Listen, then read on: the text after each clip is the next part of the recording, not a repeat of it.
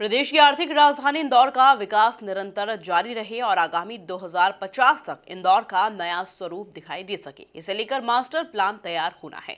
जहां इस master plan में ऐसी कौन सी बातों को शामिल किया जा सकता है जिससे इंदौर शहर हैदराबाद, बेंगलोर, मुंबई और चंडीगढ़ जैसे महानगरों को पीछे छोड़ सके, इसे लेकर लगातार मंथन किया जा रहा है। वहीं इंदौर उत्थान अभियान के सदस्यों ने भी मास्टर प्लान को लेकर कई सुझाव दिए। देखिए खास रिपोर्ट। इंदौर उत्थान अभियान के सदस्यों ने एमपी न्यूज के साथ एक्सक्लूसिव बातचीत करते हुए शहर के मास्टर प्लान को लेकर कई महत्वपूर्ण सुझाव दिए। समिति के सदस्यों का मानना है कि यदि शासन प्रशासन उनके सुझावों पर अमल करता है तो शहर को आने वाले समय में विकास के पथ पर आगे बढ़ाया जा सकता है। समिति के अध्यक्ष अजीत सिंह नारंग ने अपना सुझाव देते हुए क्या कुछ कहा, जरा आप खुद ही सुनिए।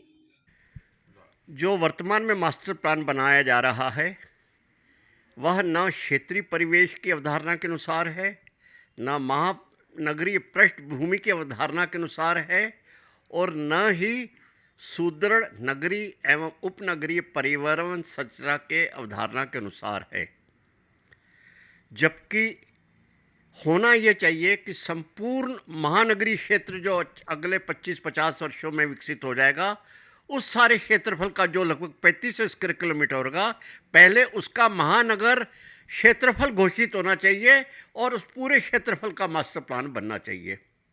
मास्टर प्लान मेगा सिटी बनाने हेतु हमें देश विदेश के विशेषज्ञों की भी सेवा लेनी पड़े तो लेना चाहिए, क्योंकि एक मेगा सिटी का मास्टर प्लान बनाने हेतु जहाँ सर्वश्रेष्ठ मास्टर अर्बन प्लानर की आवश्यकता होती है, ट्रांसपोर्ट प्लानर की आवश्यकता होती है, economist, environmentalist, geologist, hydrologist, social science expert अर्थात विभिन्न क्षेत्रों के जितने भी विशेषज्ञ वो सारे मिलकर ही मेगा सिटी का मास्टर प्लान बना सकते हैं।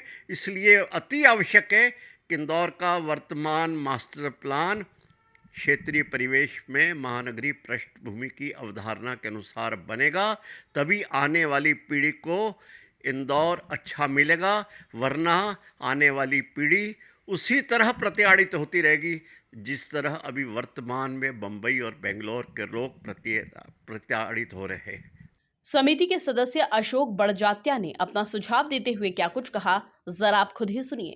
हड़प्पा और मोहनजोदड़ो की जो नगर नियोजन की बात थी वो कहीं ना कहीं बीच में फ्रस्ट्रेट हो गई, बीच में भटक गई। आज इंदौर का जो विकास हुआ है बेतरतीब हुआ है, नई कॉलोनियाँ बन रही हैं और आप देखेंगे सड़कें इतनी उनकी छोटी हैं कि दो गाड़ियाँ खड़ी नहीं हो सकती हैं। अब इसको एक जन अभियान के रूप में हमने बात की है, सरकार सुनती भी है, परंतु इसको जब तक जन अभियान के रूप में दबाव नहीं बनाएंगे तब तक जो इंदौर की जनता चाहती है, गांव मुख्यमंत्री जी ने कहा है कि अब भोपाल गांव के चौपाल में बनेगी योजना, भोपाल में नहीं बनेगी। हम भी चाहते हैं कि इंदौर की चौपाल पर नगर नियोजन हो और जैसा इंदौर की जनता चाहती है वैसा नगर नियोजन और एक सर्वश्रेष्ठ मास्टर प्लान इंदौर को प्राप्त। समिति के सदस्य महेश राज वैद्य ने मास्टर प्लान को लेकर महत्वपूर्ण सुझाव दिए।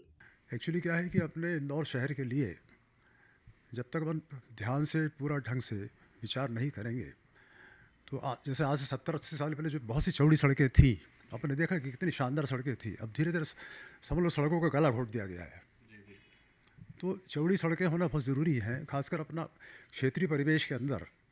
जब इंदौर उज्जैन से कनेक्ट होगा, धार से कनेक्ट होगा, मतलब कनेक्टेड तो है, तो उस समय कम से कम सड़कें इतनी चौड़ी होंगी, कम से कम 1 किलोमीटर पर मिनट के हिसाब से गाड़ी चली जाए, उतनी चौड़ी सड़कें होना बहुत ज़रूरी है। तो जब तक प्रॉपर जो ट्रैफिक कनेक्टिविटी नहीं होगी तब तक जो पूरा जो एक समग्र जो विकास होना चाहिए शहर का वो बराबर हो नहीं पाएगा। तो मेरा तो मुख्य वैसे तो खैर हमारे जो मैं भी इंदौर उत्थान अभियान का एक सदस्य हूँ, बाकी साथी सदस्यों ने बोल ही दिया है, मेरा खास यही कहना पड़ता है कि कम से कम परिवहन संरचना जो है, परिवहन संरचना वो काफ़ी अच्छी होनी चाहिए, बढ़िया होना चाहिए।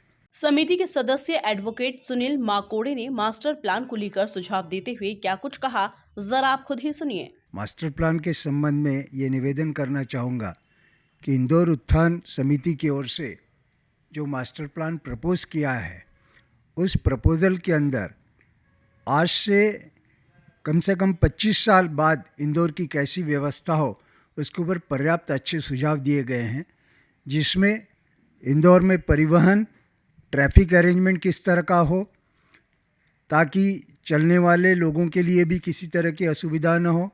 इंदौर के अंदर पर्याप्त ग्रीन बेल्ट हो और इंदौर के अंदर पर्याप्त आमोद प्रमोद के साधन और सांस्कृतिक केंद्र भी अच्छी तरह से विकसित हो। इन सभी दृष्टि से इंदौर का सुव्यवस्थित मास्टर प्लान किस तरह बने। और माननीय मुख्यमंत्री जी यह बार बार कहते आए कि इंदौर मेरे सपनों का शहर है और उसके लिए मैं अच्छे से अच्छा मास्टर प्लान चाहता हूँ। तो अच्छे से अच्छे मास्टर प्लान के लिए इंदौर उत्थान समिति ने करीब 1000 घंटे की तकनीकी अभ्यास के बाद में बहुत अच्छे सुझाव दिए हैं और अगर उसके ऊपर अमल किया जाता है तो इंदौर को आने वाले 30 साल तक के लिए एक बहुत अच्छा मास्टर प्लान दिया जा सकता है।